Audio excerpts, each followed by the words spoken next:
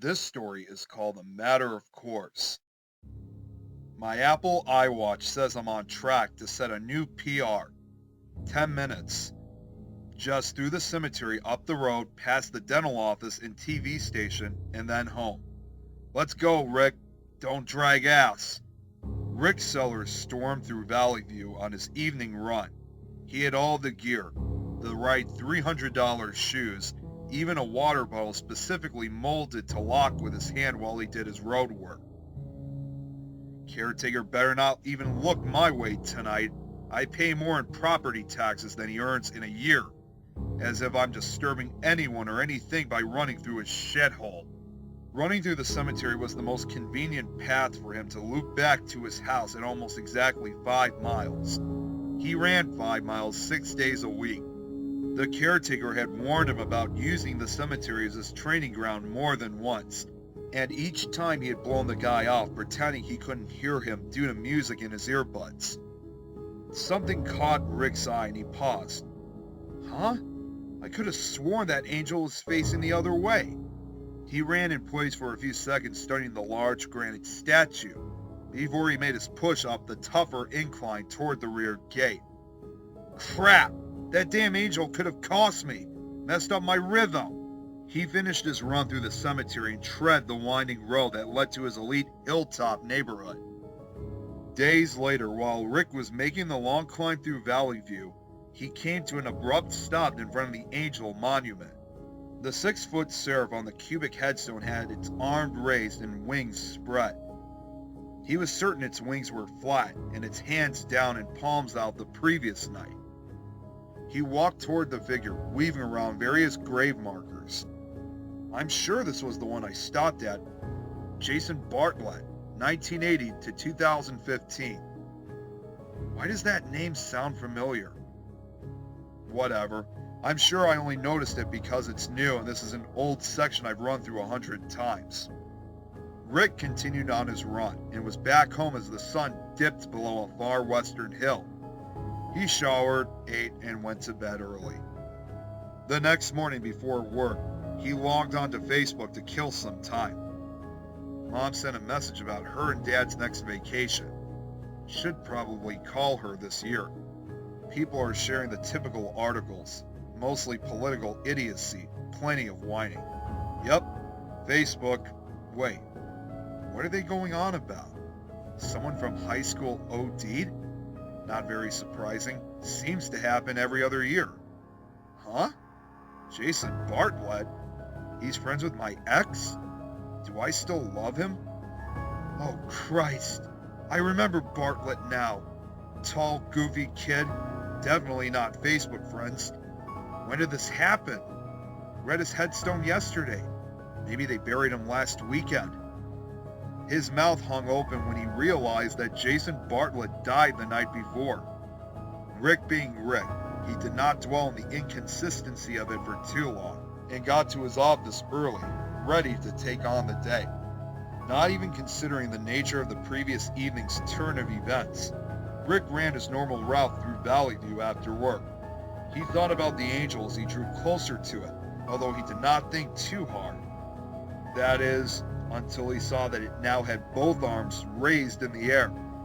He ran over to the marker and studied the inscription. Alvin Burnett, born 1949, died 2015. He bristled at the name. It belonged to his neighbor, someone he had seen that same morning as he fetched his paper from the front lawn. Rick was startled out of his trance by a loud, gruff voice. I thought I told you, this is private property, not your goddamn personal tract. He startled, but quickly realized who was talking to him, and waved the older guy off like he was one of his subordinates. Rick returned home and thought about the stone angel and his neighbor. He heard a lawnmower roar to life across the street as if synchronously dependent on his thoughts. He's over there now, cutting the grass. I'll have a look out the window just to make sure. He cracked the shade of the large front window and watched the older man pushing the mower back and forth over the flush.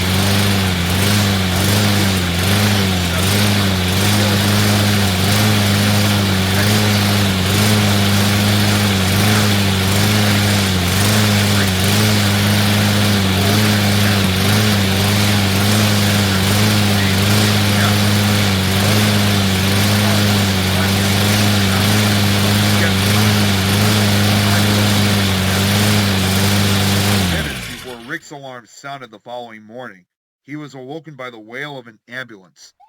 Ah, Christ. Don't tell me Mrs. Wagner broke another hip. All the money she has? Why not pay a full-time nurse's aide? He went downstairs, started his coffee, and peered out the front window. Oh, it's at Al's! Rick ran to his toilet, puked out the knot in his stomach, and was about to call in sick to work when another neighbor, Mark, stopped by with news. Al had passed during the night. Mark was a surgeon and had been first on the scene as Al's wife had actually called him before the ambulance. He figured it was likely a cardiac arrest and that Al had died in his sleep. Rick almost told Mark about the angel and the inscription, but stopped before he made a fool of himself. Rick avoided Valleyview for months after Al's death. He joined the local health club to continue his exercise regimen, but given time and pride, it was not long before Rick considered returning to his old course, irrespective of soothsaying angels. Coincidence is all. Al was old, had horrible eating habits, and got no exercise aside from pushing that lawnmower. A few bad dreams and false memories, and I'm running on the treadmill at the club like a teenage girl. God. He was determined to return to the road and the cemetery that night. It was all he thought about that day, and he got little work done. When he got home, he put on his gear, iWatch, and new sneakers and pumped himself up for his run. Let's go, Sellers. Don't be a queen. Personal record day.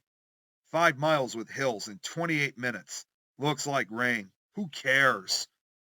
As the sky darkened, Rick blew down the road from his house and practically sprinted down the side streets that led into the valley. His watch told him he was well ahead of his typical pace as he passed under the ornate cast iron entranceway of Valleyview. I guess the treadmill wasn't all bad. I'm frickin' unstoppable today. Caretaker Dickhead's truck isn't in its normal spot. Won't have to listen to that bug today. The rain fell lightly on Rick's sweat-wicking shirt and pitter-pattered off his exposed thigh below his brief runner's shorts. The wet pavement was no match for his new technologically advanced shoes, designed specifically to deal with adverse road conditions. As Rick came upon the headstone grouping just before the major incline to the top of the cemetery, he kept his head down, determined not to lose concentration. As he trudged through, his second wind kicking in, he caught sight of it out of the corner of his eye. Jesus! He stopped cold in his tracks as rain began to beat down upon his head. The angel with the outspread wings that had given pause so many times before was now seemingly slayed back. Rick figured it was the dark skies that gave it a strange hue, so he jogged the 20 yards or so to get a better look, slightly trembling in the rain. However, it was not the sky, nor the rain that had darkened that statue. At the Black Angel's feet, he read a new inscription. Rick Sellers, born 1983, died 2015. Rick dropped to his knees as the rain poured down around him. He began to weep when he noticed all of the other Black Angels atop grave markers, each with fresh inscriptions, dooming people he had known, loved, and even some he thought he'd long forgotten.